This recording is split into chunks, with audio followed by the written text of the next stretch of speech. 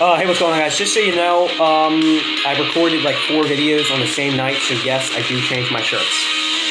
Just so you know, I recorded like 4 videos on the same night, so, yeah. Don't think I've been wearing this every single day. Today we're going to talk about 10 metal covers of non-metal songs. There are many genres of music, and as a result, many fusions. We have all heard of the rap-rock hybrids emerging today, Hollywood Undead, for example. There are also country rock, techno rap, and in a shameless act of contradiction, country rap. Oh yeah, Old Town Road. While the fusion in musical genres continues to evolve and extend, we are also being treated to a different kind of musical fusion, cross-genre covers. A good many of us are aware of Johnny Cash's gentle acoustic cover of metal band Nine Inch Nails' song Hurt. If many of you didn't know that, there you go. But the metal bands of 2000 have been hard at work on their own cross-genre songs. Here are 10 songs from my favorite genre of music and their tributes to bygone bands and songs. Tell us how the covers stand up to the original words in the comments! Number 10, Shout. The original is Tears for Fears. The cover is by my favorite heavy metal band, Disturbed.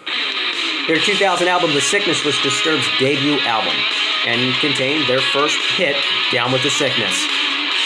Get up, come on, you're down with the sickness! This video is going to get claimed simply for singing that song.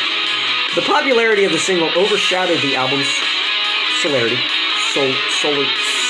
solitary cover, Shout, originally released in 1984 by British pop rock duo Tears for Fears. Disturbed's rendition manages to stay tuned to the format and feel while making the songs their own by adding an edgy grit to it. Number 9, Word Up. Original cameo cover, Korn. I'm not a big fan of Korn. 1986 saw the release of funk/R&B group Cameo's Word Up, an upbeat and energetic piece of music. Cut to 2004, and new metal founders and 90s metal powerhouse Korn released their genre-bending cover. Korn is known for blending elements of hip-hop into their heavy and melodic metal. But an out-and-out cover of an old song wasn't something Korn did often, but they stayed true to their feeling and setup of the original track, and like any good cover, also put their own style into it. Number 8, Shame. Original Wu-Tang Clan and the cover by the worst heavy metal band, System of a Down. Warning, offensive language. In fact, I give a crap. Wu-Tang Clan has always been notorious for their attitude and their antics. Like any other good gangster rappers, they weren't afraid of pissing people off, disrespecting women, or not listening to the police. In 1993, the Wu released Enter the Wu-Tang. 36 chambers, which included the subject of this list item. The track Shame on a... not gonna say that. System of a Down is a band notorious, that's why they said offensive language. You could probably guess what it is. System of a Down is a band notorious for implementing ambiguous meanings into their songs, harassing interviewers, and refusing any explanation of their songs' meanings. Really? The seemingly unlikely cover came into the existence in 2000 featuring RZA and substituting Old Dirty Bastard with Sir Tankian. I hate this band. This band sucks. Number 7, Renegades of Funk. Original Africa Bambaataa. Hope I said that right. And the original Rage Against the Machine, one of my not favorite bands. The 80s were a good decade for cover music, as evidenced by 1983's Renegades of Funk. The 2000s were also a good decade for covers of 80 songs, as evidenced by 2000's Rage Against the Machine cover. Rage Against the Machine opted to take out the synths and replace them with Tom Morello's signature funky guitar riffs. Morello's. Both an immensely catchy. Number 6, The Metro, original Berlin, and the cover by, again, the worst band in the world, System of a Down. I hate to hit you guys with more System of a Down already, but their last cover on this list, along with Renegade's 1983, also brought us Berlin's The Metro, a love song about meeting a soldier on a train. System of a Down breaking barriers once again, chose to cover this in 1997 with one of their demo songs, so it can be said that Berlin helped get these guys famous, too.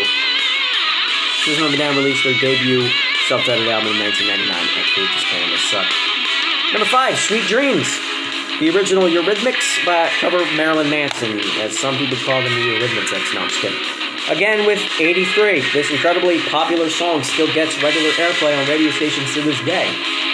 It was a given that it would be covered, but the synthy pop tune probably wasn't anticipated to be turned into a slow, freaky rock song by a band named after sex symbols and serial killers. Yes, in case you didn't know, the Marilyn comes from Marilyn Monroe and the Manson comes from Charles Manson. But then again, stranger things have happened. Number 4, Land of Confusion by Genesis, and the cover is by, yet again, my favorite band, Disturbed. Moving forward to 86, the pop rock trio Genesis, for the younger crowd who may not know, you will recognize Phil Collins singing though. If you don't know who Phil Collins is, you might as well go murder yourself. I don't know why I said that. I take no responsibility for anyone killing themselves. Released their political commentary and satire, Land of Confusion. In the midst of the Cold War and the Reagan era, such a piece was widely accepted and loved. And in 2006, in the midst of the Iraq War and the Bush era, the satire again becomes relevant, but this time it is brought to us by Disturbed. When listened to separately, the songs sound nothing alike, but when listened to back, the similarities between Phil Collins and David Draymond's vocals, voices is somewhat eerie. Besides the obvious exchange of guitar for synthesizers, this cover is probably the most true to its original version than any other on this list. Number 3, Another Brick in the Wall. Original Pink Floyd. The cover is Korn. It is hard to cover 3 songs in one, especially songs so beloved and popular, but Korn rose to the challenge and put their best foot forward. Pink Floyd's opera, The Wall, was a huge hit for the band and boasted the songs Another Brick in the Wall, parts 1, 2, and 3. Instead of covering them separately, Korn combined them into one long song. It is hard to cover the original, but my respects goes to Korn for trying to cover this classic, and hopefully the Floyd fans can respect Korn for paying tribute to one of their influences. How do you get influenced by Pink Floyd? Especially Korn. Number 2, Crazy. Original Seal, cover Mushroom Head. Soul artist Seal has many soothing melodies in his arsenal. Mushroom Head, a mass Cleveland metal band, has a lot of aggression in their arsenal. Not quite a match, but it's the last track on their sophomore major label album, X111. What is that?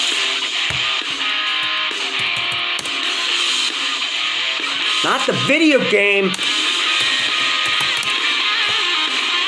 13. 13, Mushroom Head stops the show with their energetic rendition. I can also vouch for this being a literal showstopper. It was the last song in their set list at the concert, at one of their concerts. I can't read these word for word. Now, someone may say Alanis Morissette's cover was better, but this was about metal covers. Seal's original track is soothing, sweeping, and somewhat inspiring. Mushroom Head throws in aggression, yet upbeat verses, and some mean double bass kicks in the chorus. I love the double bass. I love bass. Anything bass, I love. I got these headphones here. Dude, there's a bass enhancer that's freaking awesome. One of these 2 versions will definitely be stuck in your head. And the one you've been waiting for, number 1. You've been sucked by a smooth criminal. Original Michael Jackson, and the cover is by AAF, or Alien Ant Farm. As many mourn the passing of the late king of pop, I didn't. I was 5 when he died, so I wouldn't. Endless tributes began to pop up. Most of us tried to forget the endless and sometimes cruel jokes that were made, controversy from a few years back, and tried to respect one of the most influential musicians of all time. But in 2001, long before his death, the greatest tribute was brought forward. The 1988 song, Smooth Criminal, I think Anti-Gravity Lean. Yeah. How the hell do you do that? Oh, wait. He had something in his shoes that prevents him from falling over. It was covered by a small-time rock band from Riverside, California. Not only was it a catchy and well-done cover with a Grammy nomination to boot, the video contained references to many of Jackson's most popular songs, videos, quirks, and fans.